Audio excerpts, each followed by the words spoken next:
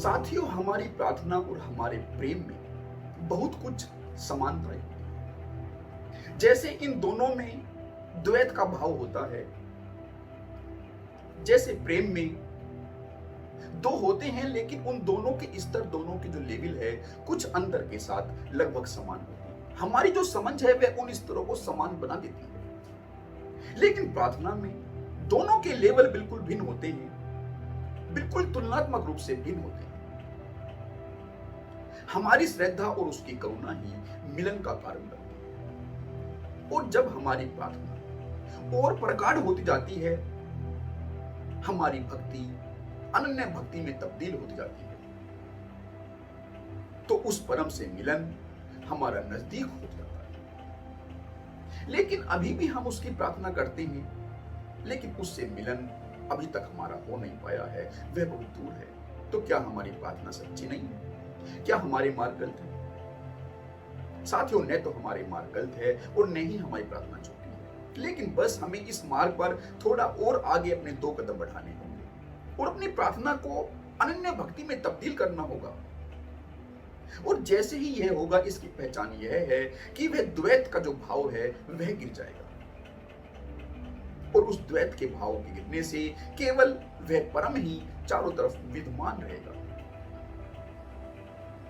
लेकिन क्योंकि अभी ऐसा नहीं हुआ, अभी द्वैत का पर्दा नहीं गिरा है,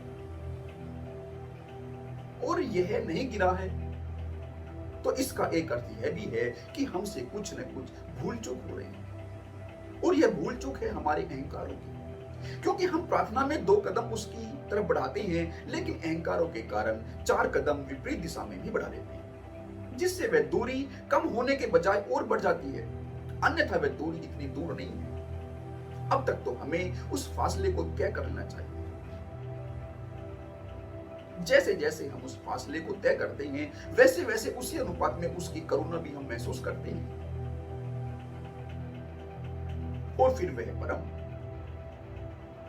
महावीर के माध्यम से, बुद्ध के माध्यम से, मीरा के माध्यम से अपनी झलक को हमारे सामने लेकर आता है। और न केवल भगवान महावीर, बुद्ध या मीरा के माध्यम से, बल्कि ऐसे अनेकों महापुरुष हुए हैं जिनके माध्यम से उसकी झलक हमें महसूस हुई है, लेकिन शायद जो हमारी नजदीक की जो दृष्टि है थोड़ी कमजोर है।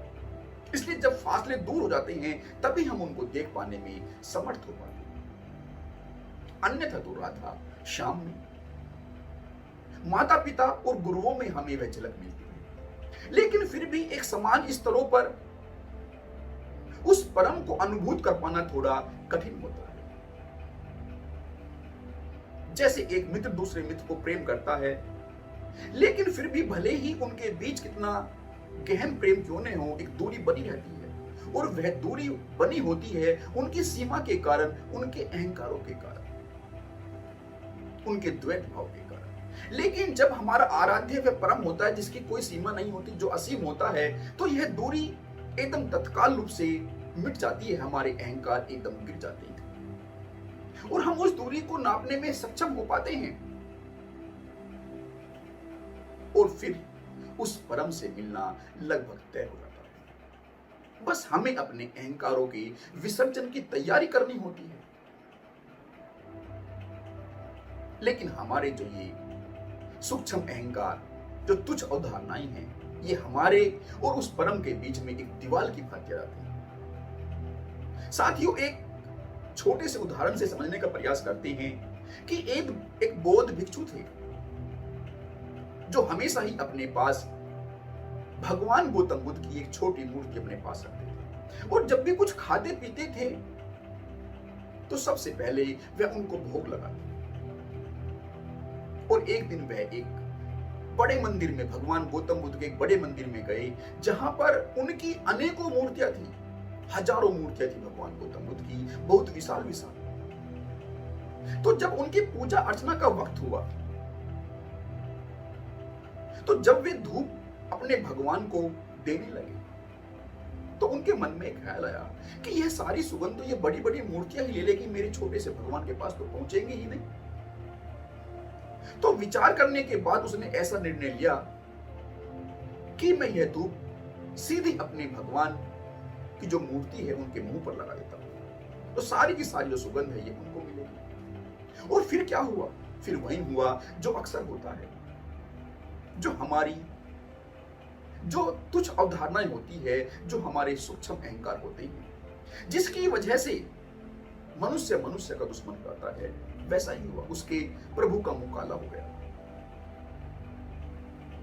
साथियों, इन तुच्छ अवधारणाओं की वजह से ही हमारे सभी प्रेम कलह का, विवाद का विषय बन जाते हैं। केवल द्वेष भाव ही विवाद का विषय नहीं बनते, बल्कि अपने अपने प्रभु से प्रेम भी हमारे विवाद का विषय बन जाते हैं, क्योंकि हमारे अंदर द्वैत का भाव मौजूद रहता है। और जब यह द्वैत का भाव मिटता है, उस अनन्य भक्ति में जब हम प्रार्थना से आगे 2 कदम बढ़ाते हैं उस अनन्य भक्ति की तरफ, तो हमारा द्वैत का भाव मिटना तय होता है। और जब यह मिटता है, तब ऐसा नहीं होता कि यह रहा भगवान, तब तो सब जगह भगवान ही भगवान विराजमान होते हैं। तब ऐसा कोई चेहरा नहीं होता जहां वह प्रकट नहीं होता। बस हमें अपने अहंकार के विसर्जन की तैयारी करनी है। साथियों, हम उसके दर जाते हैं, दरबार जाते हैं, उसके मंदिर जाते हैं, उसके धन्यवाद के लिए, अपने प्राणों को उसकी लय में लेकर आने के लिए, उसकी शांति को अनुभूत करने के लिए, उसे अपने मन में बसाने के लिए, और फिर उस परम शांति को अपने घर परिवार, अपने परिवेश में एक उसकी सुगंध को बिखेरने के लिए। और ऐसा होता भी है, लेकिन फिर वहीं ढाक के 3 बात। साथियों, हमारी जो भक्ति है वह जिस अनुपात में होती है, हमारा जो डिवोशन है जिस अनुपात में होता है, उसकी करुणा भी हम पर उसी अनुपात में हमें बरसती हुई महसूस होती है। उसकी करुणा तो बरस ही रही है, लेकिन हमें महसूस वह उसी अनुपात में होती है। तो बस हमें अपने जो भक्ति भाव है उसको प्रगाढ़ करना,